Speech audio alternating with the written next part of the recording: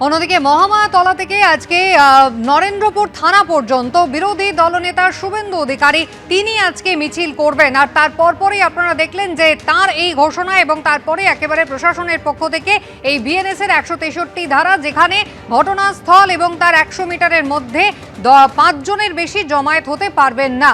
আর এই নিয়ে ইতিমধ্যেই কলকাতা হাইকোর্টের দ্বারস্থ হয়েছেন শুভেন্দু অধিকারী। আমাদের অন্য প্রতিনিধি ঐশী মুখোপাধ্যায় রয়েছেন আমাদের সঙ্গে। ঐশী, যাত্রাপথ ঠিক কতটা নির্বাচন করা হয়েছে, এখনো পর্যন্ত কারা কারা উপস্থিত থাকবেন, কি জানা যাচ্ছে? দেখো, প্রথমে তোমায় যেটা জানিয়ে রাখবো যে এই ঘটনাস্থলে যেরকম 163 বিএনএসএস জারি রয়েছে, তারই সঙ্গে মহামায়াতলা থেকে নরেন্দ্রপুর থানা পর্যন্ত যে মিছিল বিজেপি ঘোষণা করেছিল, বিজেপির যাদবপুর সাংগঠনিক জেলা, এবং তার সঙ্গে যেখানে উপস্থিত থাকার কথা ছিল বিরোধী দলনেতা শুভেন্দু অধিকারীর, সেই মিছিলের যে অনুমতি তা খারিজ করে দিল পুলিশ। যেমনটা জানা যাচ্ছে, বারুইপুর জেলা পুলিশের পক্ষ থেকে জানিয়ে দেওয়া হয়েছে সরাসরি যে এই মিছিল করা যাবে না, কারণ সেখানে যে সমস্ত সাধারণ মানুষ, অ্যাম্বুলেন্স এবং তার সঙ্গে সেই রাস্তায় কিছু স্কুল এবং হাসপাতাল পড়ে, সেই কারণেই কিন্তু এই মিছিল করতে দেওয়া হবে না বলেই বারুইপুর জেলা পুলিশ সূত্রে খবর।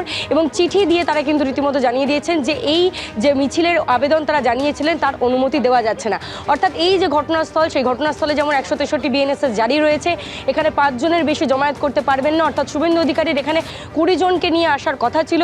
সেক্ষেত্রে যেমন দেখা যাচ্ছে যে প্রশাসন এই বিষয়টাকে যেমন আটকাতে চাইছে, অন্যদিকে কিন্তু দেখা যাচ্ছে যে মিছিলের অনুমতি, সেই মিছিলের অনুমতিও কিন্তু পুলিশের পক্ষ থেকে দেওয়া হচ্ছে না এখন পর্যন্ত, এমনটাই খবর। তবে বিজেপি যেমনটা ঘোষণা করেছিল যে মহামায়াতলা থেকে নরেন্দ্রপুর পর্যন্ত তাদের আজকে মিছিল হবে। তবে তোমায় ঘটনাস্থলের যে ছবি এখন দেখাতে বলবো শুভঙ্কর লাহাকে, যেখানে কিন্তু ভিতরে ক্রেন প্রবেশ করেছে এবং তারই পরে যে সমস্ত জায়গাগুলো থেকে গতকাল তুমি দেখেছো, গতকাল পর্যন্ত যে দেহাবশেষ উদ্ধার করা হচ্ছিল, তারপরে এই সম্পূর্ণ জায়গাটাকে ডিসম্যান্টেল করে আরও কোনো দেহ ভেতরে রয়ে গেছে কিনা, আরও কোনো মানুষ রয়ে গেছেন কিনা, সেই বিষয়টাই কিন্তু দেখা হচ্ছে।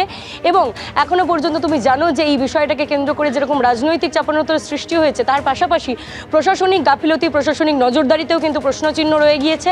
এবং কিভাবে এরকমভাবে উইদাউট পারমিট না থাকা সত্ত্বেও, ফায়ারের লাইসেন্স না থাকা সত্ত্বেও কিভাবে এরকমভাবে এই ওয়্যার হাউসগুলো চলছিল, সেই বিষয়ে প্রশ্ন তুলেই, সেই বিষয়ের প্রতিবাদেই কিন্তু প্রশাসনিক গাফিলতির দিকে আঙুল তুলে আজকে বিরোধী দলনেতা শুভেন্দু অধিকারী ঘোষণা করেছিলেন যে মহামায়াতলা থেকে নরেন্দ্রপুর থানা পর্যন্ত তিনি মিছিল করবেন এবং তারই সঙ্গে এই স্পটে আসবেন। তবে সেই দুটো বিষয়ে কিন্তু দেখা যাচ্ছে যে তুমি আমাদের সঙ্গে থাকো। গতকাল সন্ধে পর্যন্ত নাজিরাবাদের এই গোডাউন থেকে 21টি দেহাংশ উদ্ধার হয়েছে। একের পর এক স্যাম্পল কালেকশনের কাজ যেমন চলছে, তার পাশাপাশি গোডাউনের মালিক তাকেও কিন্তু গ্রেফতার করেছে পুলিশ। 4 তারিখ পর্যন্ত তাকে নিজেদের হেফাজতে পেয়েছেন। কিন্তু আত্মীয় পরিজনরা, যাদের এখনো খোঁজ পাওয়া যাচ্ছে না, তাদের পরিজনরা তারা নিশ্চিত হতে চান, আর তাই তারা অপেক্ষায় রয়েছেন দেহাংশ উদ্ধারের। কথা বলতে সরাসরি আপনাদের আবারও ঘটনাস্থলে নিয়ে যাব। ঝিলাম করঞ্জাই রয়েছেন আমাদের সঙ্গে। ঝিলাম, সেই ছবিটা একবার আমাদের দেখাও, ঠিক কিভাবে এই খোঁজ খবরের কাজ চলছে?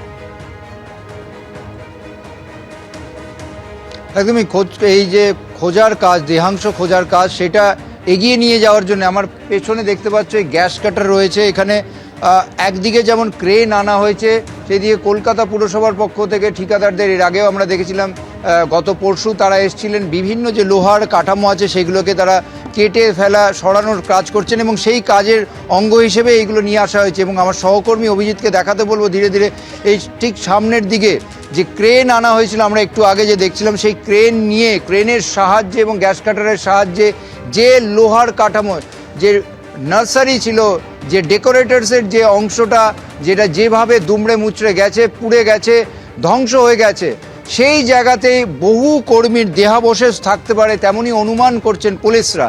এবং পুলিশের পক্ষ থেকে এই অনুমানের সঙ্গে দমকলেরও কনসাল্ট করে তারা সেই জায়গাটাকে পরিষ্কার করতে চাইছেন।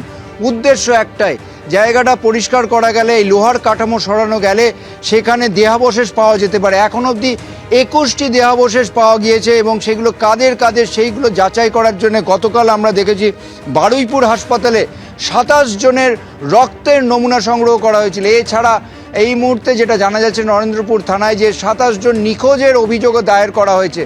পাশাপাশি যতজন নিখোঁজ আছে, যতজনের দেহাংশ পাওয়া গেছে, সবগুলো ম্যাচ করার প্রক্রিয়া শুরু হয়েছে। অন্যদিকে গতকাল ময়নাতদন্ত হয়েছে। তবে যেমন তুমি জিজ্ঞেস করছিলে, এই যে সামনে যে কাজটা চলছে, সেটা মূল উদ্দেশ্যই একটা, ডেকোরেটরসের যে মূল ভবন ছিল, তার লাগোয়া কর্মীদের থাকার একটি জায়গা ছিল, যেখানে অনুমান করা হচ্ছে বহু কর্মী যারা আটকে পড়ে দগ্ধ হয়ে গেছেন তাদের দেহাবশেষ থাকতে পারে, সেই দেহাবশেষ পরিষ্কার করার জন্যে, বার করার জন্যে এই জায়গাটা পরিষ্কার করার কাজ চলছে। এবং আজকে কেন করা হচ্ছে, কারণ আগুন নিয়ন্ত্রণ করা গেছে পুরোপুরি, দমকলের থেকে অনুমতি পেয়ে তাদের কনসালটেশনে এই কাজ করা হচ্ছে। এবং আমরা জানি বহু পরিজনদের তরফ থেকে বারবার বলা হচ্ছিল যে পরিষ্কার ঠিকমতো করা হচ্ছে না, এবং সেই জায়গাটাই তারা আজকে টার্গেট করে সেই জায়গাটা অনুসন্ধান করার কাজ শুরু করেছেন।